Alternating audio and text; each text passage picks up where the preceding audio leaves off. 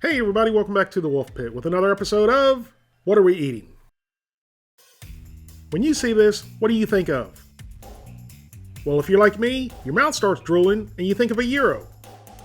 Traditionally, it's slices of pork or chicken stacked vertically on a rotisserie spit and slowly grilled. But it can also be slices of beef, veal, or lamb.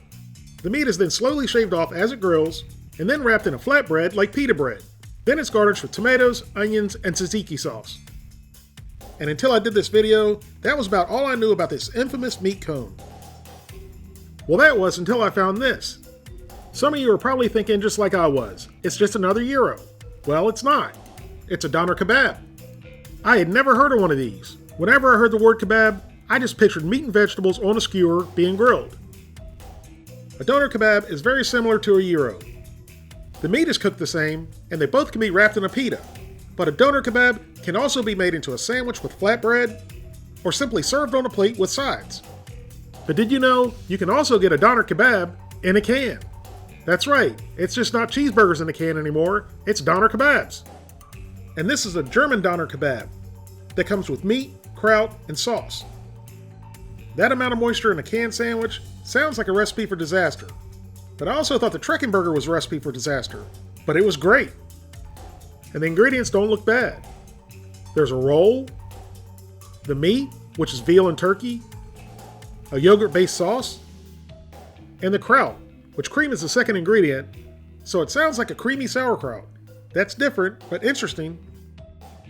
Now the nutrition facts are for 100 grams, but the whole Döner Kebab is 150 grams. So I'm going to round up the numbers and give them to you for the whole Döner Kebab. For the whole thing, there's 252 calories, 9 grams of total fat, 7 grams of saturated fat, 30 grams of carbohydrates, 1 gram of sugars, 14 grams of protein, 1.29 grams of salt, which is equivalent to 516 milligrams of sodium. So here's what our Döner for One in a can looks like. And it's got the same generic labeling as the Trekking Burger. And just like with the Trekking Burger, the best by date isn't very long at all. And the instructions are exactly the same. Just heat it in a water bath for 10 minutes.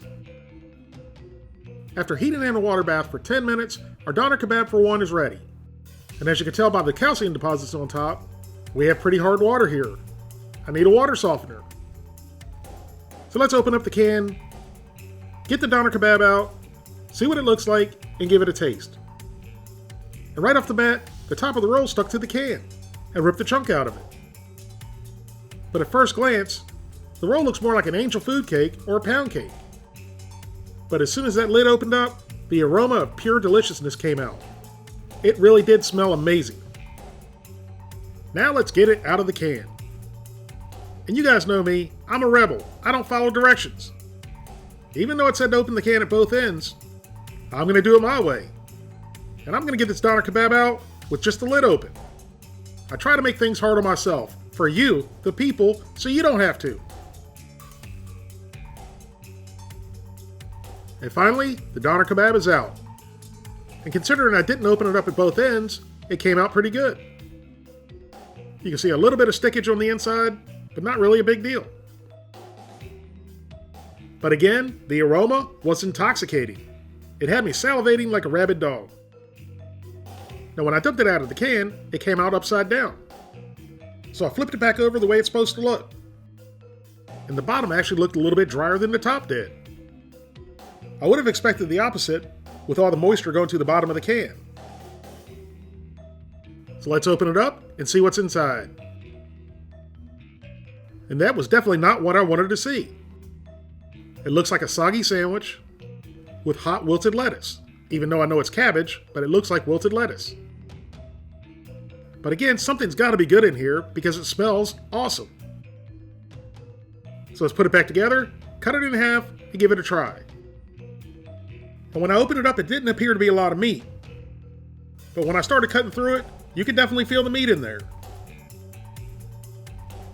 Once it was cut open, it looked a lot better. But it wasn't nearly as bad as I thought it would be. But now's the moment of truth. Let's pick it up and give it a try. And you can really see the sauce in there now. So I took a big old bite. My eyes got big and the party started in my mouth. This thing is delicious. I mean, not good, but delicious. Even with the somewhat soggy bread. It's really, really good. It looked like there was a little bit more meat and sauce on the other half. So I picked it up and gave it a try.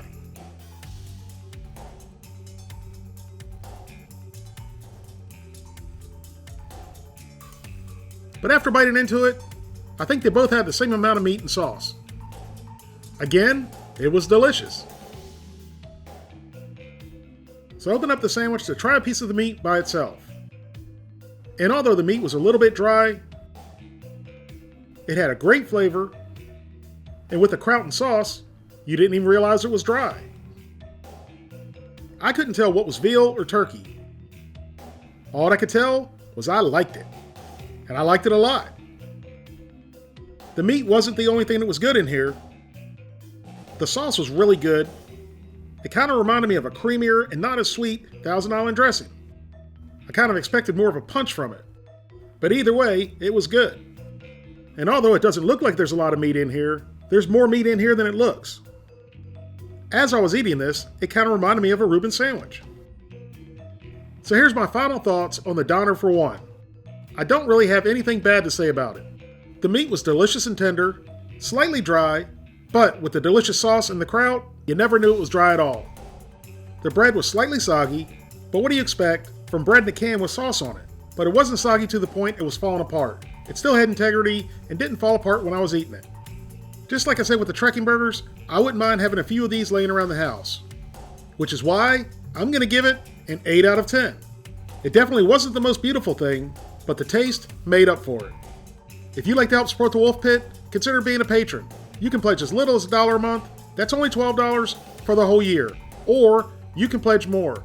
That's up to you. Either way, every little bit's appreciated and helps me produce more high-quality videos more often for you, the people. Thank you all very much for watching. Please don't forget to like this video and subscribe, and I'll see you soon.